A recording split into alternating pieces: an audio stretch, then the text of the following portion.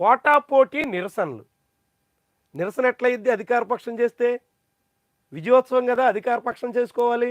ఏడాది పూర్తయింది. అఖండమైన మెజార్టీతో జనం గద్దెనెక్కించారు.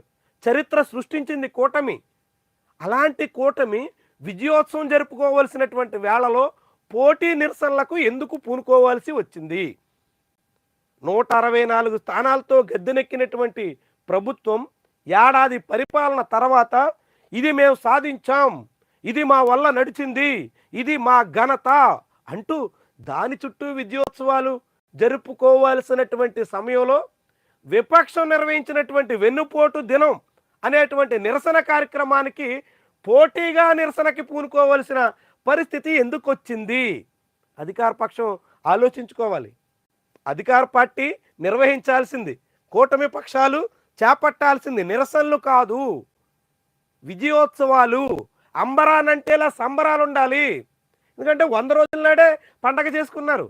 100 రోజుల పూర్తయినటువంటి పాలన సమయంలో ఇది మంచి ప్రభుత్వం అంటూ వాడవాడలా విస్తృతంగా ప్రచారం సాగించారు. మరి ఏడాది నాడు ఆ మంచి ప్రభుత్వం ఏమైపోయింది? ఇది మంచి ప్రభుత్వం అనేటువంటి నినాదం ఎందుకు వినిపించట్లేదు?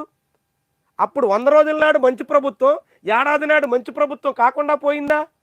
ఇప్పుడు ఎందుకని మంచి ప్రభుత్వం అనేటువంటి మాట అధికార పక్షం నుంచి వినిపించట్లేదు? చంద్రబాబు తమది మంచి ప్రభుత్వం కాదని ఏమైనా భావిస్తున్నారా? 100 రోజులకే మంచి ప్రభుత్వం అని చెప్పుకుని ఏడాది నాడు మంచి ప్రభుత్వం అని చెప్పుకోలేకపోవడానికి ప్రధానమైనటువంటి కారణం ఏంటి? ఎందుకు చెప్పుకోలేకపోయారు? ఎందుకని మంచి ప్రభుత్వం అనేటువంటి నినాదాన్ని ఉపసంహరించుకున్నారు? ఆ నినాదం మళ్ళీ కనపడకుండా ఎందుకు పోతోంది? చాలా ఇంట్రెస్టింగ్. 100 రోజుల నాడు మంచి ప్రభుత్వం అని వాళ్ళే చెప్పుకున్నారు. ఎవరు చెప్పలేదు ఇది మంచి ప్రభుత్వం అని. పెద్ద పెద్ద హోర్డింగ్స్ వేసి భారీగా ప్రకటనలు ఇచ్చి పత్రికల్లో ముద్రించి విస్తృతంగా చెప్పుకున్నారు. మరి 365 రోజుల నాడు ఇది మంచి ప్రభుత్వం అనేటువంటి మాట ఎక్కడికి పోయింది? ఎందుకని వినిపించట్లేదు? ఎందుకని కనిపించట్లేదు? ప్రభుత్వం చాలా ఇంట్రెస్టింగ్. నిన్న వెన్నుపోటు దినానికి పోటీగా వాళ్ళు పీడ విరగడై ఏడాది అనేటువంటి పేరుతో కార్యక్రమం చేసినట్టుగా ఇక్కడ మనం చూడొచ్చు.